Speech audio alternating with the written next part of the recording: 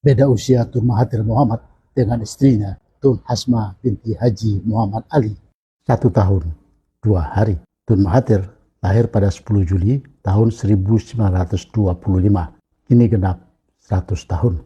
Sedangkan Ibu Hasma, asal keluarga Pasaman Minangkabau, lahir pada 12 Juli tahun 1926.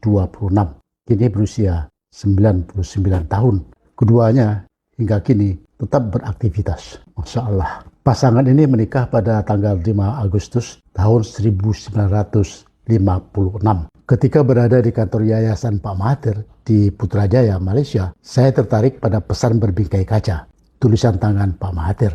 Pesan ini ditulis saat usia pernikahan mereka 57 tahun. Inilah pesan yang sangat menyentuh tersebut.